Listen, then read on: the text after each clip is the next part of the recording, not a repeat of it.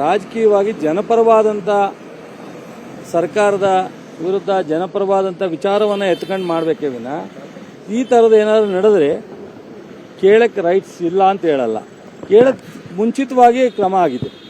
ಅವ್ರು ಹೇಳೋದಕ್ಕಿಂತ ಮುಂಚಿತವಾಗಿ 21 ಜನ ಅರೆಸ್ಟ್ ಮಾಡಿದ್ರು, FIR ಆಗಿದೆ.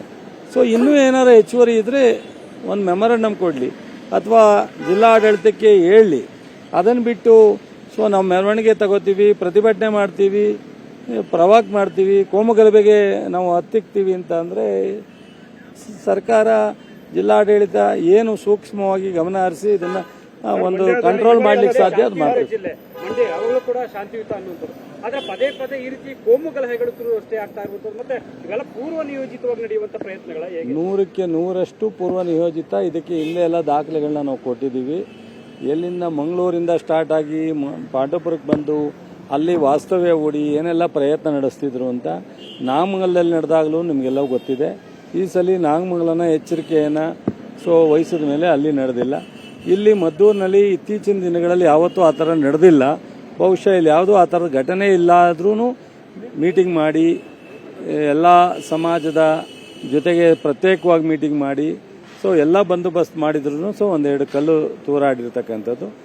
ಇದು ಪೂರ್ವ ನಿಯೋಜಿತವಾದಂಥ ರೀತಿಯಲ್ಲಿ ಇದೆಲ್ಲ ಕೋಮುಗಲಭೆನ ಹತ್ತಿಕ್ಕಲಿಕ್ಕೆ ಪ್ರಯತ್ನ ಮಾಡ್ತಾ ಇದ್ದಾರೆ. ಬಟ್ ಸರ್ಕಾರ ಜಿಲ್ಲಾಡಳಿತ ಗಮನದಲ್ಲಿದೆ. ಎಚ್ಚರಿಕೆ ವಹಿಸಿ ನಾವು ಯಾರು ತಪ್ಪಿತಸ್ಥಿದ್ದಾರೋ ಅವ್ರ ಮೇಲೆ ಕ್ರಮನೂ ತಗೋತೀವಿ. ಹೆಚ್ಚು ಇದನ್ನ ಪ್ರವಾಹ ಹಾಕಿ ಬಿಡಲ್ಲ. ಹೊರಗಡೆಯಿಂದ ಬಂದು ಈ ತರ ಕಲ್ಲು ತೂರಾಟ ಮಾಡಿದ್ದಾರೆ ಅಂತ ಯಾರು ಸರ್? ಅದನ್ನೇ ಎನ್ಕ್ವೈರಿ ಮಾಡಿ ಚೆಕ್ ಮಾಡಿದ ಮೇಲೆ ಅದು ನಿಖರವಾಗಿ ಗೊತ್ತಾಗುತ್ತೆ. ನನಗೆ ಆಮೇಲೆ ಇಂಥ ಘಟನೆಗಳಲ್ಲಿ ಭಾಗಿಯಾದವ್ರ ಮೇಲೆ FIRಗಳನ್ನ ವಾಪಸ್ ತಗೊಂಡಿರುವಂತ ಘಟನೆಗಳು ನಡೆದಿದೆ. ವಾಪಸ್ಸು ಯಾವ ಹಂತದಲ್ಲಿ ತಗೋಬೇಕೋ ಅದಕ್ಕೆ ಮಾತ್ರ ತಗೊಳ್ಳಕ್ಕೆ ಸಾಧ್ಯ. ಎಲ್ಲ ಈ ಥರದ ಘಟನೆಗಳ ಕಮ್ಯುನಲ್ ವಿಚಾರದಲ್ಲಿ ನಡೆದಂಥವು ಯಾವುದನ್ನೂ ವಾಪಸ್ ತಗೊಳ್ಳೋಂಥ ಮಾಹಿತಿ ನನ್ನ ಮುಂದೆ ಇಲ್ಲ. ರೈತರು ಗಲಾಟೆಗಳು ಅದು ಇದು ಸಣ್ಣ ಪುಟ್ಟ ಬಂದಾಗ ತಗೊಂಡಿದ್ದೀವಿ. ಈ ಥರದ ಗಲಾಟೆ ತಗೊಳ್ಳೋದು ಮಸೀದಿ ಒಳಗಡೆಯಿಂದನೇ ಕಲ್ಲು ಎಸೆದಿದ್ದಾರೆ ಅನ್ನೋಂಥ ಆರೋಪ ಹೊಂದಿದೆ. ನಿಮ್ಮ ಮಾಹಿತಿ ಏನು ಸರ್? ಮಸೀದಿ ಕಡೆಯಿಂದ ಬಂದು